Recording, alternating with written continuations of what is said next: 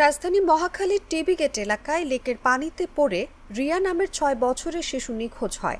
সোমবার সকাল থেকে ফায়ার সার্ভিসের ডুবুরি দল আবারও অভিযান শুরু করে শিশুটিকে উদ্ধারের জন্য। তবে ফায়ার সার্ভিস বলছে, যেখানে বলা হচ্ছে শিশুটি নিখোঁজ হয়েছে সেখানে পানি অনেক কম এবং সমতল। আদৌ শিশুটি পানিতে পড়েছে কিনা তা সন্দেহ আছে।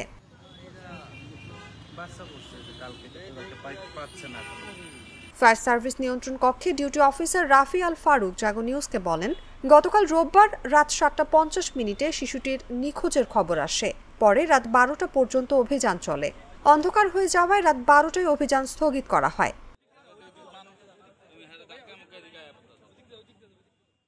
এরপর আজ সোমবার সকাল ৭:৪০ থেকে দ্বিতীয় দিনের অভিযান শুরু হয়। তিনি বলেন, এখন পর্যন্ত ডুবুরি দল জানিয়েছে লেকে পানি অনেক কম এবং সমতল। শিশুটি পানিতে পড়লে এতক্ষণে খুঁজে পাওয়া সম্ভব হতো। এদিকে শিশুটির আত্মীয় স্বজন এমন পরিচয়ও এখন পর্যন্ত কেউ আসেনি।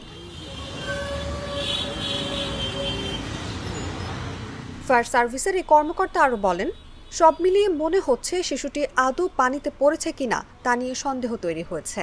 এ বিষয়ে বনানী থানার উপপরিদর্শক সাইদুল ইসলাম বলেন, ফাতেমা নামে আরেক শিশুর কাছে জানতে পারি তার সঙ্গে রিয়া নামের এক শিশু ছিল।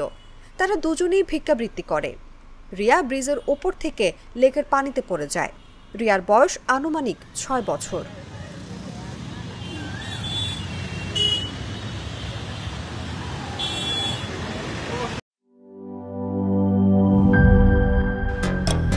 And now you're someone new they can't